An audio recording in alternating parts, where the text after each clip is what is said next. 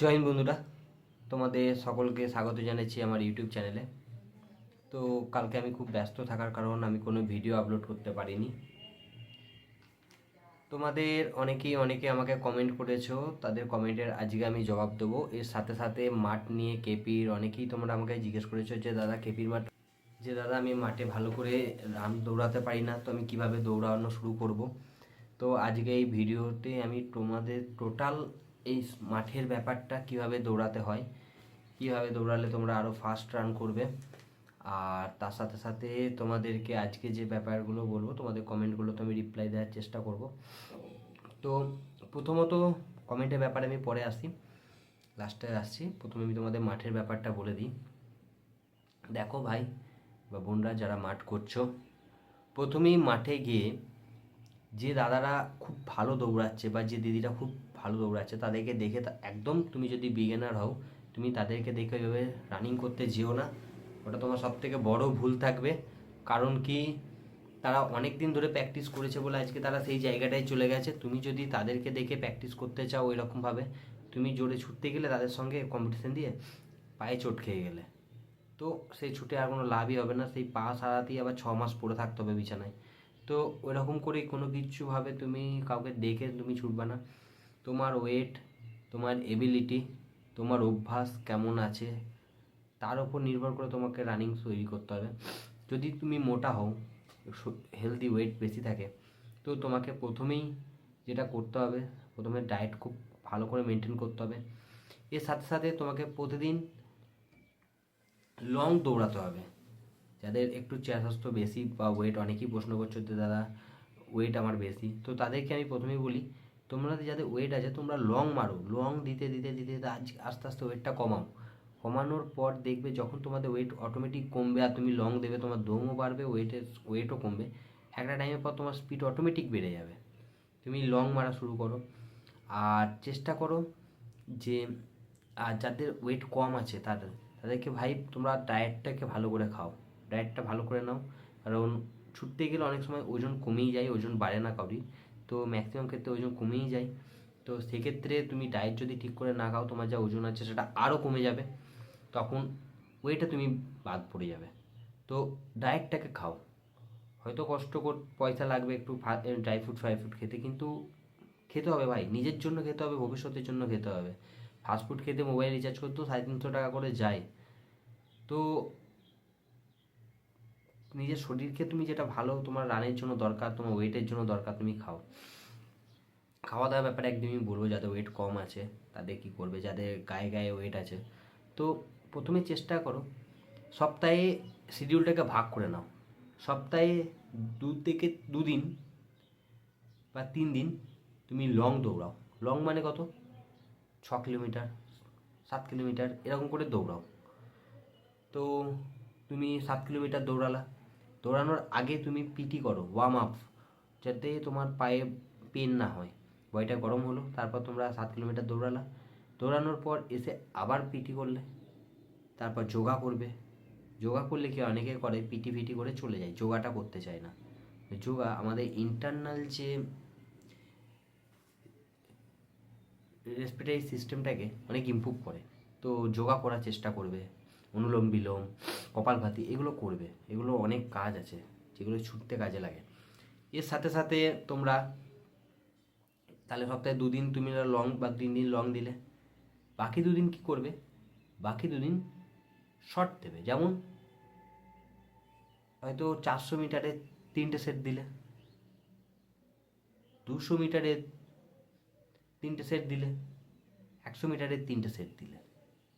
তো কি হলো, তুমি যেদিন লং দৌড়ালে যে দমটা থাকলো, তারপরের দিন তোমার দমটাকে স্পিড বাড়লো। এই স্পিড এটা কেন দেয়, এতে দম এবং স্পিড দুটোই বাড়ে। তুমি দম বাড়ানোর জন্য লং দিলে, তো লং দিলে তো তুমি লং স্টেপে ছুটতে পারবে না। আর এটা যখন তুমি মারছো তোমার পায়ের স্টেপটা খুলছে।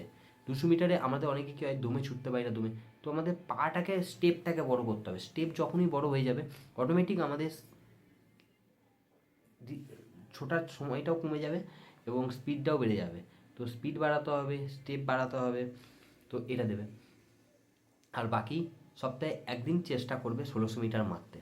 কেন 1600 মিটার মারবে, কারণ কারণ হচ্ছে 1600 মিটার এই জন্যই মারবে যে তোমার ভয়টা কেটে যাবে, টাইম দেখবে না, প্রথম প্রথম টাইম দেখার দরকার নেই, প্রথম প্রথম 1600 কমপ্লিট হোক, চেষ্টা করবে টাইম না দেখে একটা নির্দিষ্ট স্পিডে কমপ্লিট করা, আস্তে আস্তে টাইমে আসবে।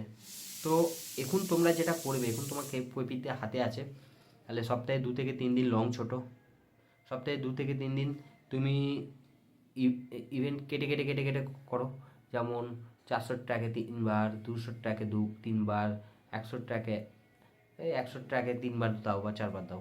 তো এতে তোমার স্পিডটা বাড়বে, ঠিক আছে? চেঞ্জ করে করে, এক খাবার খেলে প্রতিদিন কখনোই বাড়বে না। ওই প্রতিদিন আমি 5 কিলোমিটার দিচ্ছি, এতে শরীরেও ক্ষতি হবে, ইমপ্রুভমেন্টও কিছু পাবে না। আর সব কিছুর শুরুতেই রানিংয়ের আগে পিটি করবে, রানিংয়ের পরেও পিটি করবে। তো এই দুটো কিন্তু মাস্ট, তাহলে পায়ে চোট খাবে না। আর যারা খেলাধুলার মধ্যে আছো তাদেরকে তো বলতেই হবে না, তাদের তো অটোমেটিক, তারা এমনি ভালো রানিং করতে পারবে। আর এই সময় তোমরা আরেকটা করবে, যেটা খাওয়ার তুমি তোমাকে বললাম, আর ঘুম খুব ভালো দরকার ঘুম। আর সোশ্যাল মিডিয়াটাকে যত পারবে একটু কম ইউজ করবে, কারণ অনেকে কী হয়, রাতের বেলায় ঘুমাতে যাওয়ার আগে সোশ্যাল মিডিয়া করলো, কি পড়াশোনাটাও তার ডগে গেল, সঙ্গে সঙ্গে সকালবেলায় উঠে মাঠে যেতে পারবে না, ক্লান্ত ভাব আসবে, ঠিক আছে? আগে সাকসেস ভাই, দেখতেই পাচ্ছ কম্পিটিশান কী অবস্থায়, সবাই কম্পিটিশান করতে চাইছে, তো তুমি সেখানে একটা সিট তোমাকে দখল করতে হবে। তো সোশ্যাল মিডিয়াটাকে কম ইউজ করার চেষ্টা করো, যত পারবে রাতে তাড়াতাড়ি ঘুমিয়ে পড়বে, ঠিক আছে? আর ডায়েটটা খুব ভালো করবে, ফাস্টফুড খুব কম খাবে, ফাস্টফুড খুব কম খাবে, যাতে তোমার শরীরে অনেক গ্রোথ আসবে। আর অনেকে একজন প্রশ্ন করলো, দাদা ইউআর 59 থেকে 61 যাবে। হ্যাঁ ভাই, 59 থেকে 61 যাবে, সৌভিক ঘোষ আমাকে কমেন্ট করেছে। তো ভাই তুমি ঠিকই বলেছো, কম গেলে তো অবশ্যই ভালো, অনেক ভাইরা সুযোগ পাবে। তো ওই 60 থেকে, আমি বলেই দিলাম, 60 থেকে 63 এর মধ্যেই থাকবে, এর আশেপাশেই থাকবে, ঠিক আছে? এটা নিয়ে চিন্তা করার কিছু নেই, এর মধ্যেই। তারপর আরেকটা ভাই আছে, মেয়েদের কেসটা ডিসমিস হয়ে গেছে। হ্যাঁ ভাই, মেয়েদের কেসটা অলরেডি ডিসমিস হয়ে গেছে, তো ওদের খারিজ করে দিয়েছে ওদের কেসটাকে, কারণ আর তো ইন্টারভিউর পর তাদেরকে আবার মাঠ করানো সম্ভব নয়। রেজাল্ট কখন? রেজাল্ট ভাই তোমাদের ফেব্রুয়ারি মাসের শেষেই দেওয়ার কথা ছিল, তো হুট করে একটা ঘটনা কেস পড়ে গেছে, তো তার জন্য এখন স্টে পড়েনি। যারা বলছো নাকি স্টে পড়ে গেছে বলে ভুং ভাং তোমরা লটাচ্ছ, ঠিক আছে? এখনও কোনো স্টে পড়েছে বলে এমন কোনো ঘটনা কোথাও শোনা যাচ্ছে না, ঠিক আছে? কোথাও স্টে নেই, তোমাদের রেজাল্ট পাবলিশড হয়ে যাবে, ঠিক আছে? নেক্সট হিয়ারিংটা শোনার পরই তোমাদের আশা করা যাচ্ছে ফেব্রুয়ারি মাসের মধ্যেই তোমাদের হয়তো রেজাল্ট পাবলিশ করে দিতে পারে, ঠিক আছে? স্টে পড়েনি এখনও, এরকম কোনো ঘটনা যারা লটাচ্ছে, অনেকে ফেক দেখছি ইউটিউবে কোনো জায়গায় বা ফেসবুকে ঘুরে বেড়াচ্ছে যে কাট আপের একটা ওগুলো ভাই আগের বছরেরগুলো এআই দিয়ে চেঞ্জ করে এসব করে করছে, এগুলোর প্রতি বিশ্বাস করো না।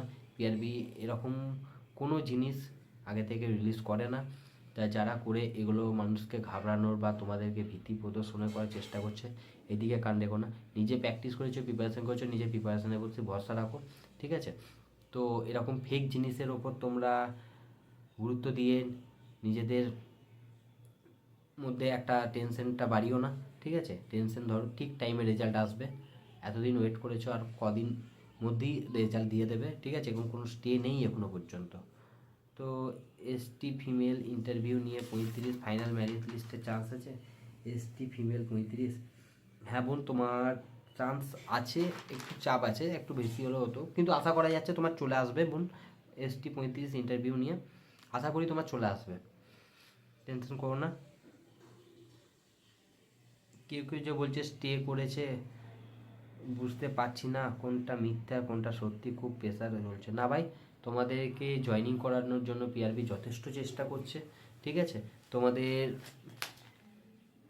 স্টে এখনও পড়েনি, যারা বলছে এগুলো ভুলভাল ইউটিউবে লটাচ্ছে, ঠিক আছে? তোমরা একটু ধৈর্য ধরলেই তোমাদের রেজাল্ট দিয়ে দেবে।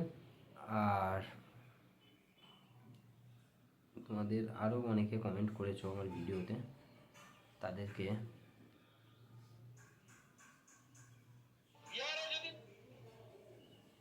কেউ বলছো দাদা ওবিসি বি 56 আছে, 1-2 নম্বর বাড়তে পারে। ওবিসি বি 56 আছে। হ্যাঁ ভাই, তোমার গায়ে গায়ে নম্বর আছে তো হয়ে যাবে, তোমার সিলেকশন ঠিকই আছে, তুমি চাপ নিও না, তোমার সিলেকশন হয়ে যাবে।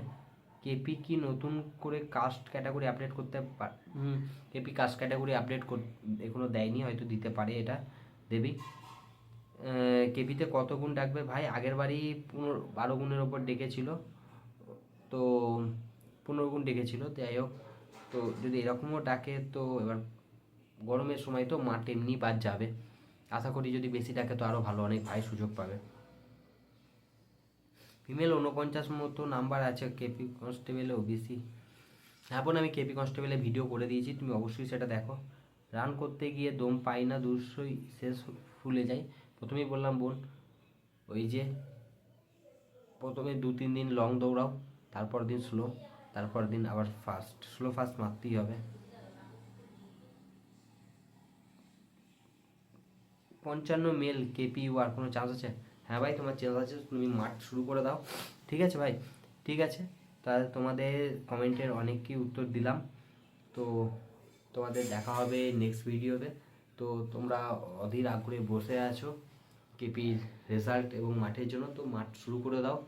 আর গ্রুপ ডি এর এখনও বলছি, গ্রুপ ডি ফর্ম চলছে, তোমরা 2রা মার্চ শেষ ডেট, তো 2রা March group D form fill up করে দাও। ঠিক আছে, তো দেখা হবে তোমাদেরকে নেক্সট ভিডিওতে। Thank you.